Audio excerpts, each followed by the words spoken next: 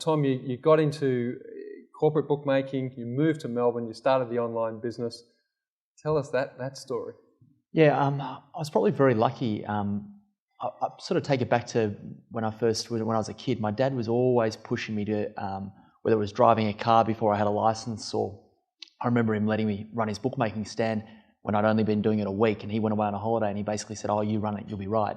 And so he always gave me this, just empowered me with a huge amount of responsibility that definitely wanted me to sort of keep up to the challenge of it. Bookmakers embracing the internet around 2006, 2007 allowed the business to really go forward very quickly.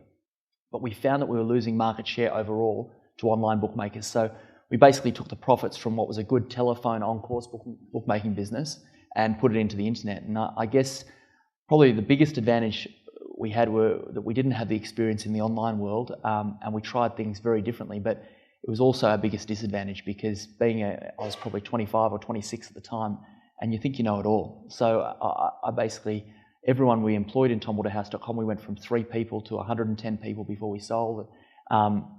We got some really smart, talented people on board, but no one with basically a blueprint of how to run an online betting business. When I first got on board of actually managing the corporate environment and getting it to move quickly took some getting used to, but keeping that and keeping the ability to move fast and to be as quick and as fast-paced as we were at Waterhouse.com is something that I push all the time, and we've moved very much in that way of, even though we're a big beast with scale, but really think of being a challenger in this market. And we've dramatically changed as a business. We've gone from really trading and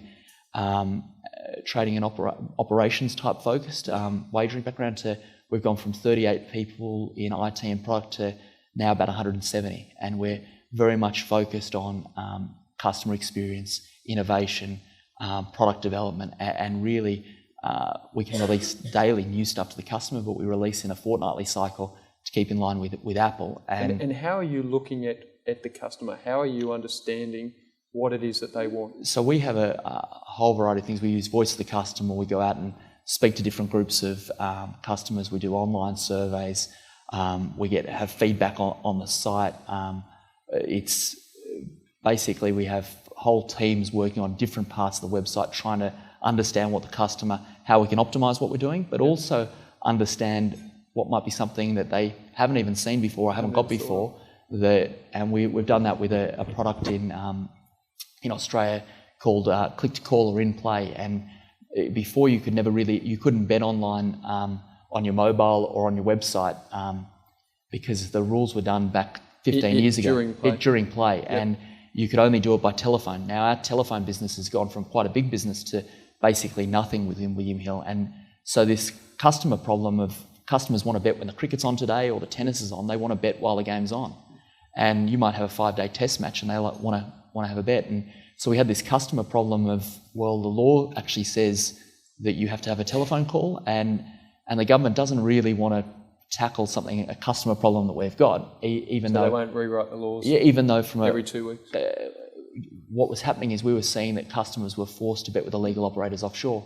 So what we did is our innovation unit thought, well, how can we tackle this problem that, first of all, brings customers where they're protected betting onshore and with legal operators? How do we solve this problem? And what we did is we came up with using a VoIP technology, yeah, which is a telephone call but allows customers to seem as though they're betting through their mobile, as though they were placing a bet over the internet and over their website. And does it go to a call centre?